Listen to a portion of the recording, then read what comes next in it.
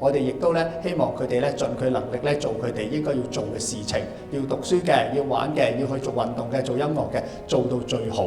天生我材必有用，我信人人皆知優㗎。今日坐得喺度嘅每個孩子都係知優嘅。當佢揾到自己點解要咁努力嘅時候咧，你會見到孩子嘅眼睛係發亮嘅，然後佢就會起飛嘅。無論佢係初中去到高中咧，其實佢嗰個生涯規劃咧係非常之重要嘅，因為咧讀書唔係家長去讀㗎嘛，係學生做自己嘅主人喎。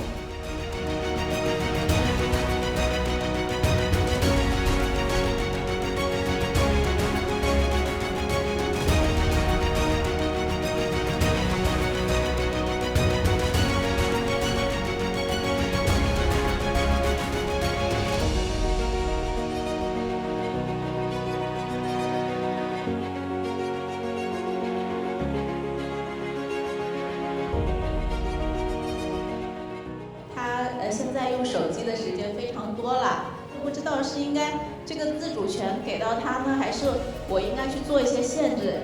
重点就是他如果能夠真的把時間分得很好，他能夠讀書，他自己也照顧得自己照得好，其實我覺得沒有太大的問題。AI 話題嘅年代，好多人都話工作被 AI 取代，有冇啲寄語俾我哋家長嘅小朋友呢？ AI 年代咩叫學習啊？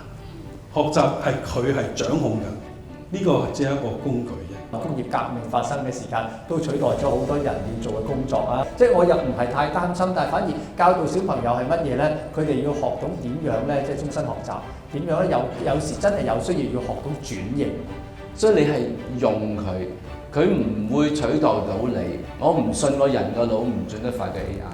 當然係有危機嘅，唔好太擔心。越擔心越要用佢，知唔知啊？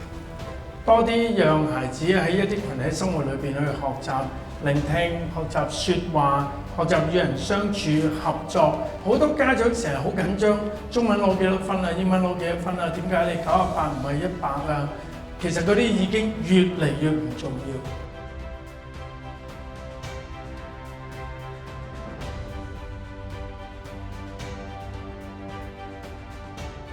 自2018年起，我哋一直係香港家長最信賴嘅線上教育伙伴，專注為家長提供升學攻略、學習資源、親子心得同埋實用嘅活動資訊。通過 Facebook、Instagram、YouTube、小紅書同埋 WhatsApp 等平台，我哋每日會為家長送上最新、最貼地嘅教育情報，助你輕鬆應對升學挑戰。家長幫同時作為香港學而思嘅升中服務顧問，我哋聯同扎根香港7年。為家長提供升中資訊、擇校指導、簡歷提升、面試技巧、學科提升等升中一站式服務。